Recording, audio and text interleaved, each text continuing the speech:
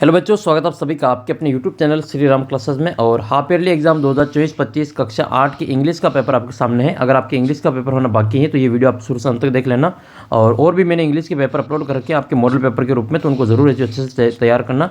आपके इन्हीं में से अधिकतर प्रश्न जो देखने को मिलेंगे, क्योंकि आपके जो प्रश्न है वो बार बार रिपीट हो रहे हैं और ये कि सारे जो अधिकतम प्रश्न जो बार बार पूछे जा रहे हैं। ये मॉडल पेपर देखने से आपको पता चलेगा कि किस प्रकार से जो आपको एप्लीकेशन तैयार करनी है, कौन सा आपको जो पैराग्राफ तैयार करना है, तो इससे संबंधित स्टोरी कौन सी आएगी ये आपको जानकारी मिल जाएगी।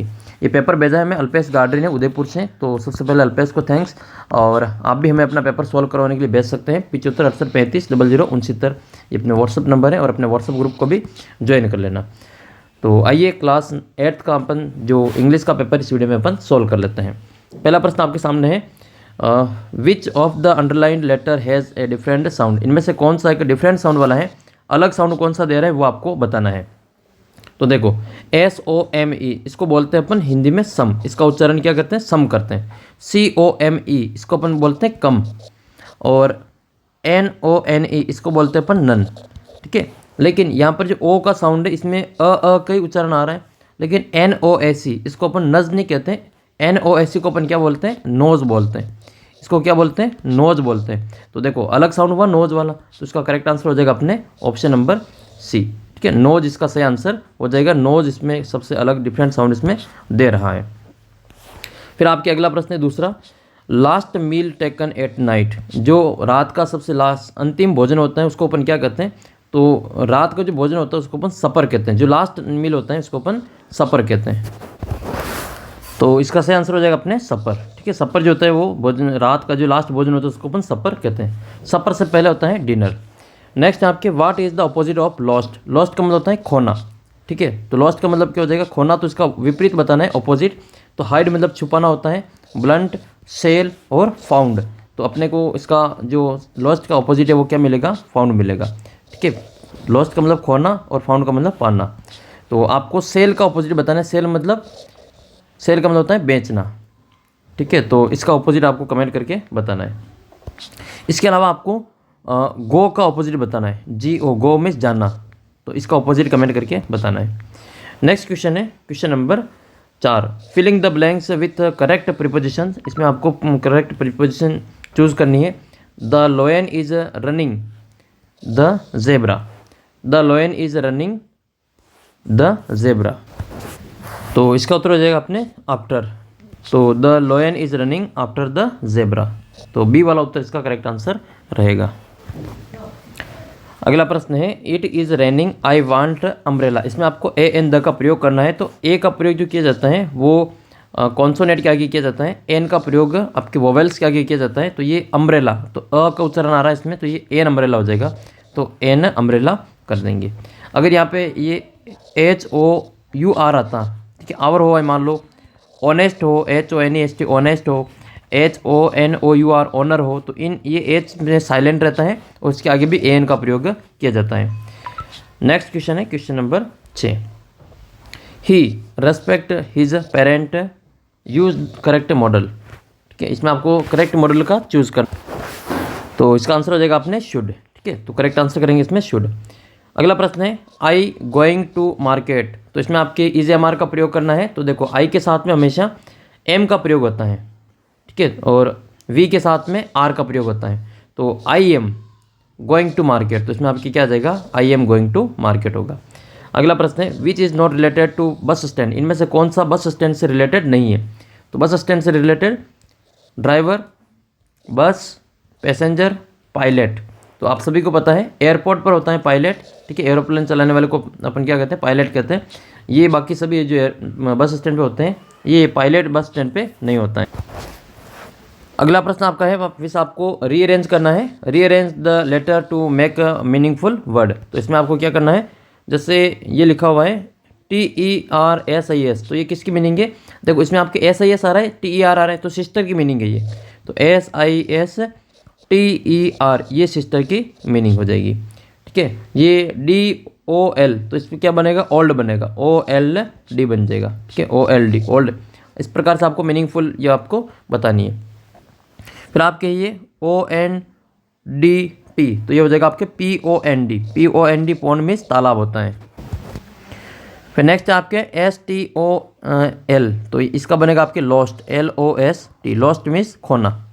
ठीक है, इसका आपको ऊपर में ये ऑपोजिट पूछा था, तो वो क्या हो जाएगा, ऑपोजिट आपके हो जाएगा लॉस्ट का फाइंड हो जाएगा, या फिर हाँ फाइंड इसका ऑपोजिट हो जाएगा। मैं आपको एक ये रीअरेंज करने के लिए एक मीनिंग देता हूँ, उसका उत्तर आपको कमेंट करके बताना। तो एक शब्द लिखा हुआ मैंने REHTOM, ठीक है, ये आपके कुछ इसमें अक्षर है, इनको आप वापस रीअरेंज करके इसका जो मीनिंगफुल है वो मीनिंग आपको कमेंट करके बतानी है। क्या क्या इसमें अक्षर है, R है, E है, H है, T है, O है और M है।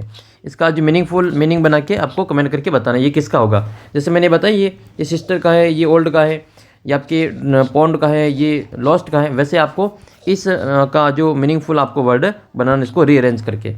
फिर 10वां प्रश्न है fill in the blanks with correct letter. इसमें आपको करेक्ट लेटर के साथ में इसको फुल फिल करना है। तो ये किसकी मीनिंग है, KNG, तो ये किंग की मीनिंग है, तो इसका क्या हो जाएगा, KING, किंग हो जाएगा। आपको किंग का ऑपोजिट जेंडर बताना है, तो किंग का ऑपोजिट जेंडर क्या हो जाएगा, क्वीन हो जाएगा। ठीक है, क्वीन का ऑपोजिट जेंडर पूछे तो क्वीन हो जाएगा। नेक्स्ट है ये TIER, तो ये टाइगर की मीनिंग है, तो TIGER, ये टाइगर हो जाएगा। फिर आपकी ये CHI और D, तो ये चाइल्ड की मीनिंग है, CHILD। अगर आपको चाइल्ड का प्लूरल पूछे तो इसमें REN लगाते हैं, तो CHILD REN होता है, एक बच्चा और ये बहुत सारे बच्चे हैं, तो चाइल्ड का चिल्ड्रन हो जाएगा। फिर ये जो मीनिंग है ये किसकी है, TACHR, तो ये टीचर की मीनिंग है, तो TEACHER, ये टीचर की मीनिंग आपको पूरी करके यहाँ पे लिख लेनी है। मैं आपसे एक मीनिंग ऐसे आपको पूरी करने की कहूँगा, इसको करेक्ट लेटर में इसको फुलफिल करके बताना। तो ये 2 मीनिंग आपके लिए छोड़ रहा हूँ, और इनको आपको जो फुल करके आपको कमेंट सेक्शन में लिख के बता देना है। फिर आपके अगला प्रश्न है rearrange the jumbled word to make meaningful sentence. इसमें आपको रीअरेंज करके लिखना है। देखो माई कंट्री लव आई, तो इसको अपन क्या लिखेंगे, आई लव माई कंट्री लिखेंगे। तो इसको क्या लिख लेंगे, आई लव माई कंट्री, इसको रीअरेंज करके बताना है। तो इसमें लिखेंगे आई लव माई कंट्री। इसको आपको पूछे कि हिंदी में बताओ, तो हिंदी में क्या कहेंगे इसको, मैं अपने देश से प्रेम करता हूँ, तो आई लव माई कंट्री। तो कंट्री की मीनिंग भी आपको याद कर लेनी, COUNTRY। तो आपको ये याद कर लेना है, आई लव माई कंट्री, और कमेंट सेक्शन में आपको लिख के बताना है I love my India, I love my India. ठीक है, आई लव माई इंडिया, ये आपको कमेंट करके बताना है। दूसरा है इज़ वर्शिप वर्क, तो इसमें अपन लिखेंगे वर्क इज़, कार्य ही पूजा है, इसको अपन क्या कहेंगे, कार्य ही पूजा है, तो work is worship, WORSHIP, work is worship, कार्य ही पूजा है। ऑपोजिट जेंडर बताना है, तो फादर का क्या हो जाएगा, फादर का मदर हो जाएगा। फादर का क्या लिखेंगे, मदर लिखेंगे, तो MOTHER, मदर लिख लेंगे। कॉक, कॉक कहते हैं मुर्गे को, तो मुर्गी का क्या हो जाएगा, हैन हो जाएगा, HEN हो जाएगा। आपको एक तो हॉर्स का ऑपोजिट जेंडर बताना है, HORSE, हॉर्स का। ठीक है, एक आपको ब्रदर का बताना है, BROTHER, ब्रदर का बताना है। ठीक है, इन दोनों का ऑपोजिट जेंडर कमेंट करके बताना है। अगला प्रश्न है filling the blanks with the help of a word in brackets. तो इसमें आपको रोड सेफ्टी के क्वेश्चन है, do not use mobile phone during vehicle. तो इसमें आपके आ जाएगा do not use mobile phone while, जब आप जो गाड़ी चला रहे हैं तो उस समय मोबाइल फ़ोन का उपयोग नहीं करना चाहिए। तो उसमें सो दैट नहीं आएगा, वाइल आएगा, तो WHIL इसमें भर देंगे। फिर आपके एक 8 नंबर का पैसेज है, उसको पढ़ करके कुछ प्रश्नों के उत्तर देने हैं। तो 14वां क्वेश्चन है ये रीड, इसमें आपके ये Rajasthan has a lot of fair and festivals. Rajasthan में बहुत सारे मेले और त्यौहार हैं। There are religions, these are religions seasonal and traditionals one. ये जो क्षेत्रीय है, धार्मिक है और व्यापारिक भी है। The Pushkar fair on Kartik Purnima at Pushkar lake is very famous. जो पुष्कर मेला लगता है कार्तिक पूर्णिमा को पुष्कर झील के किनारे, बहुत ही प्रसिद्ध है। Other important regional festival celebrate in Rajasthan include the camel festival Bikaner, desert festival Jaisalmer, elephant festival Jaipur, Gangaur festival Jaipur, Mewar festival Udaipur, Teej festival Jaipur, there are animal festival too. तो ये आपके कुछ जो मेले त्यौहार से संबंधित हैं, तो उससे संबंधित आपके प्रश्न इसमें पूछा जा रहा है। तो देखो पहला प्रश्न है कि what does Rajasthan has. Rajasthan के पास में क्या है, तो राजस्थान में जो पहली लाइन में इसका उत्तर हो जाएगा राजस्थान हैज़। देखो कैसे उत्तर मिलाना है, राजस्थान हैज़, और ये आपके पहली लाइन में राजस्थान हैज़, फिर आपको पॉइंट तक इसकी मीनिंग फुल स्टॉप तक इसको लिख लेना है। तो इसमें लिखेंगे Rajasthan has a lot of fairs and festival. अगला प्रश्न है mention 3 types of Rajasthan fair and festival. 3 प्रकार के जो राजस्थानी फेयर और फेस्टिवल इसको बताना है। तो कई सारे आपके फेयर्स एंड फेस्टिवल हैं, इनमें से 3 प्रकार के बताने हैं। तो देखो कैमल फेस्टिवल बीकानेर का है, डेजर्ट फेस्टिवल जैसलमेर है, एलिफेंट फेस्टिवल जयपुर का है, गणगौर जयपुर, मेवाड़ उदयपुर, तीज फेस्टिवल जयपुर। इनमें से किसी 3 का नाम आपको इसके अंदर लिख लेना है। नेक्स्ट क्वेश्चन है when is the Pushkar festival organized. When का मतलब होता है कब, ठीक है। तो पुष्कर मेला कब लगता है? कार्तिक पूर्णिमा को। तो इसमें आप क्या आया था, Pushkar fair is on Kartik Purnima. तो इसका आंसर हो जाएगा पुष्कर फेयर ऑन कार्तिक पूर्णिमा। अगला प्रश्न है where is the elephant festival celebrate. Elephant festival, देखो एलिफेंट फेस्टिवल का नाम के साथ में क्या आया, तो एलिफेंट फेस्टिवल जो है, एलिफेंट फेस्टिवल ये जयपुर में है। तो the elephant festival is celebrate in the Jaipur. अगला प्रश्न आपके विच फेस्टिवल इज ऑर्गेनाइज इन उदयपुर। उदयपुर में कौन सा फेस्टिवल होता है? तो उदयपुर के साथ में किसका नाम जुड़ा हुआ है? मेवाड़ का। तो मेवाड़ फेस्टिवल इसमें 5वें में उत्तर लिखेंगे। अगला प्रश्न है find from the passage the word which means popular. Popular का मतलब है प्रसिद्ध। तो प्रसिद्ध को अपन और क्या कहते हैं? फेमस कहते हैं। तो पॉपुलर के साथ में और क्या हो जाएगा? अपने फेमस हो जाएगा। तो ये पॉपुलर का फेमस इसमें आपको लिख लेना है, ठीक है। पॉपुलर और फेमस ये दोनों आपके इसके सिमिलर है, तो इसके सिमिलर आपको ये वाला वर्ड लिख लेना है। अगला प्रश्न है develop the paragraph on my class teacher using the suitable word. इसमें आपको अपने क्लास टीचर के ऊपर कुछ जो माय क्लास टीचर है या फिर अपने क्लास टीचर के ऊपर आपको पैराग्राफ लिखना है। तो ये भी लिखना है 8 नंबर में। और एक आपकी स्टोरी भी आई है 8 नंबर में, लॉयन एंड माउस वाली। तो मैं आपको दोनों चीज़ें बताता हूँ, आपकी परीक्षा में वापस ये आ सकती हैं। देखो अगर आपके जो माय फेवरेट टीचर आ जाए तो भी यही लिखना है, और माय क्लास टीचर आ जाए तो भी यही लिखना है। केवल माय आपके फेवरेट की जगह पे यहाँ पे क्लास लिख लेना, बाकी ये पूरा वैसा वैसा ही है। दोनों आपको एक साथ याद हो जाएगा। और माय हेड मास्टर आ जाए, ठीक है, अपने प्रिंसिपल सर के नाम पे आ जाए तो भी आपको यही लिख लेना है पूरा पूरा, ठीक है। तो यही सारे इसमें आपको अच्छे से याद कर लेना है। तो माय फेवरेट टीचर और माय क्लास टीचर दोनों एक ही है, सेम टू सेम है, कोई इसमें फ़र्क है नहीं। तो इसमें आपको एक तो कमेंट करके बताना कि आपकी जो फेवरेट टीचर है वो है कौन है, ठीक है। और आपके क्लास टीचर का नाम आपको कमेंट करके बताना है। देखिए, ठीक है, आपके क्लास टीचर का मतलब ये कि आपके क्लास का जो पहला पीरियड है वो किसका आता है, वो आपके क्लास टीचर है। तो माय फेवरेट टीचर पे आपको अपने फेवरेट टीचर का नाम भी बताना है, और वो कौन सा सब्जेक्ट पढ़ाते हैं वो भी आपको कमेंट करके बताना है। तो लिख लेते हैं 10 वाक्य लिखने, इसमें केवल आपको अच्छे से पैराग्राफ में याद कर लेना है। तो पहले आपके वाक्य ये बनेगा कि आप कौन से स्कूल में पढ़ते हैं और कौन सी क्लास में पढ़ते हैं। तो I read in class 7th या क्लास 8th के, तो class 8th in government upper primary school, और अपने स्कूल का नाम यहाँ पे लिख लेना है। जो भी आपके स्कूल का नाम है वो यहाँ पे लिखना है। फिर अब वहाँ पे कितने टीचर हैं, तो there are 12 teachers in my school, वहाँ पर जो 12 टीचर्स हैं। फिर आपको अपने क्लास टीचर का नाम और अपने फेवरेट टीचर का नाम यहाँ पे लिख लेना है। My favourite teachers name is Rahul sir. मेरे जो प्रिय अध्यापक हैं या प्रिय शिक्षक हैं उनका नाम राहुल सर है। वो हमें क्या पढ़ाते हैं, तो फिर वो जो सब्जेक्ट पढ़ाते हैं उनका नाम लिख लेना। वो अगर इंग्लिश पढ़ाता है तो इंग्लिश लिख लेना, वो हिंदी पढ़ाता है तो हिंदी लिख लेना, गणित पढ़ाता है तो गणित लिख लेना, कुछ भी लिख सकते हैं, ठीक है। तो और अच्छा ध्यान ये रखना इसमें पैराग्राफ में कि इस ऐसा अगर इंग्लिश का आ रहा है तो आपकी जो फेवरेट टीचर का नाम है वो यहाँ पे इंग्लिश वाले सर का नाम लिख लेना, और इससे आपको जो फ़ायदा थोड़ा इसमें मिलता है, क्योंकि इंग्लिश वाले सर आपके इस पर जो खुश होंगे और आपको इसमें नंबर भी देंगे। तो दूसरे सर का नाम लिखने की बजाय आप इंग्लिश वाले सर का नाम लिखेंगे, ज़्यादा आपको इसमें फ़ायदा मिलेगा। ही टीचर्स अस इंग्लिश, ठीक है। तो इंग्लिश वाले इसलिए इंग्लिश का, बाकी तो आपके जो फेवरेट सर है वो फेवरेट ही रहेंगे, इसमें कोई दो राय है नहीं। अगला है आपके ही टीचर्स अस इंग्लिश, वो हमें इंग्लिश पढ़ाते हैं। He is very kind and humble person, वो बहुत ही दयालु और हम्बल पर्सन, दयालु व्यक्ति हैं। He is regular and punctual, वे बहुत ही नियमित और समय के पाबंदी व्यक्ति हैं, हमेशा समय पे आते हैं। He has a deep knowledge of his subject, उनको अपने विषय का बहुत ही गहरा ज्ञान है, गहरा नॉलेज है। He teachers us very good habits, वो हमें बहुत ही अच्छी आदतें सिखाते हैं, बहुत ही अच्छी आदतें पढ़ाते हैं। He takes care of every student, वह प्रत्येक विद्यार्थी का ध्यान भी रखते हैं। He is good very good teacher, वह बहुत ही अच्छे शिक्षक हैं। He love me and all the student, जो वो सर हैं वो मुझे और हम सभी बच्चों को प्रेम करते हैं, प्यार करते हैं। He is an honest man, honest teacher, वह बहुत ही एक ईमानदार शिक्षक हैं। आपको अपने जो फेवरेट टीचर हैं उनके गुण बताने इसमें। अगला है आपके we always love him and pray for his long life. Last line लिखनी है I love my favourite teacher very much. तो इस प्रकार से आपको अपना जो फेवरेट टीचर के ऊपर 10 लाइनें लिख लेनी है। फिर आपके नेक्स्ट पैराग्राफ है जिसमें आपको स्टोरी लिखनी है लॉयन एंड माउस वाली, ठीक है। द लॉयन स्लीपिंग माउस, तो ये लॉयन एंड माउस वाली आपको स्टोरी इसमें पूरी करनी है।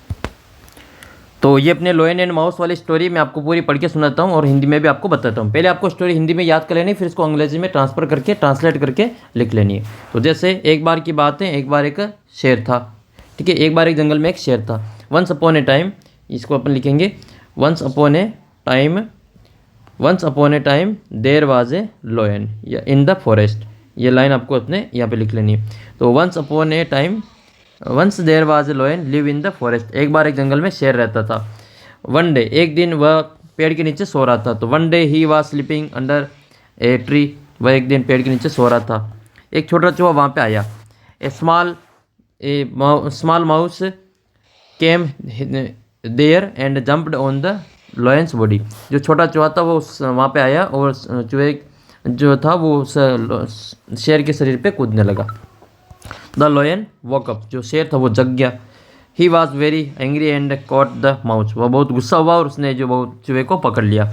ही वांटेड टू किल माउस, वो चूहे को मारना चाहता था। The mouse requested the lion to leave him. चूहे ने शेर से प्रार्थना की, निवेदन किया कि उसको छोड़ दे। The mouse promised to help him in future. चूहे ने कहा कि मैं तुम्हारी भविष्य में मदद करता हूँ, ऐसा मैं वादा करता हूँ इसी में मदद करूँगा। द लॉयन लाफ्ड, है जो शेर था वो हंसा और फिर उस चूहे को छोड़ दिया। One day some hunters caught the lion. कुछ दिन बाद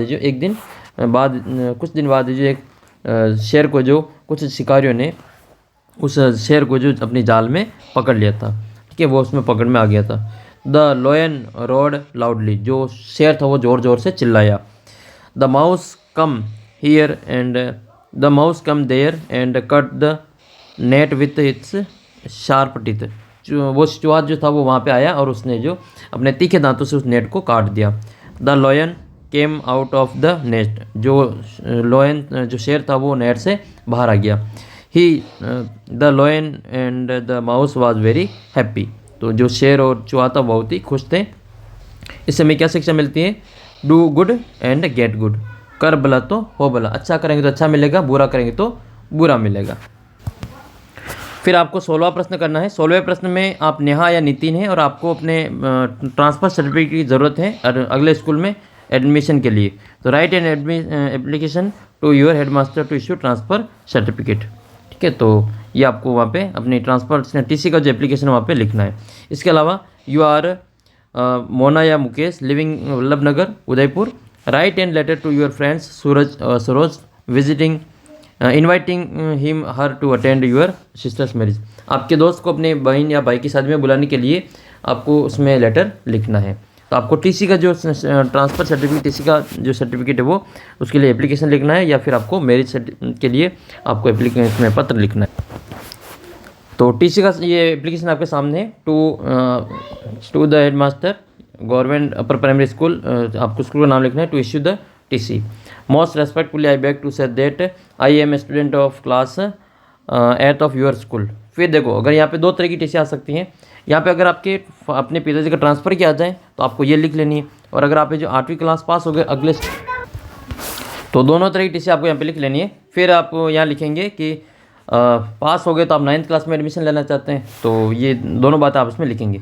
तो ये ट्रांसफ़र सर्टिफिकेट की जो एप्लीकेशन आप इस प्रकार से लिखनी है। My father has been transfer to Jaipur, we are shifting there, so I can not continue my study here, kindly issue me my TC yours obediently. फिर आपको पीपील वगैरह लिख लेना है। और अगर आप 8th क्लास में पास हो गए, 9th में एडमिशन लेना चाहते हैं, तो फिर उसके लिए लिखेंगे I am passed 8th class with A grade, I want to admission in class 9th, so kindly issue me my TC और yours obediently। फिर आपको वैसे ही लिख लेना। तो इस प्रकार से आपका पूरा पेपर सोल्व करना है। ये एक पेपर मॉडल पेपर के रूप में आप देख सकते हैं। पुराना पेपर अगर आपके पास में है, अगर आपके पेपर हो गया हो तो मुझे इस नंबर पे अपना पेपर भेज सकते हैं। मेरा व्हाट्सअप नंबर है 75 68 35 00 69। और तो क्लास 8th का हमने ये इंग्लिश का पेपर देखा। बाकी विषय के भी पेपर आपको यहाँ पे मिल जाएंगे, चैनल को सब्सक्राइब कर लेना। और अगर आपके जो इस बार है जो बच्चे A ग्रेड लाएंगे, जो मेरिट में आएंगे, उन बच्चों को जो टैबलेट दिया जाएगा सरकार की ओर से। अगर आपका भी सपना टैबलेट लेने का है जिसमें आपको 3 साल का इंटरनेट फ्री मिलेगा, तो चैनल को सब्सक्राइब कर लेना ताकि एक भी प्रश्न आपके गलत ना होगा।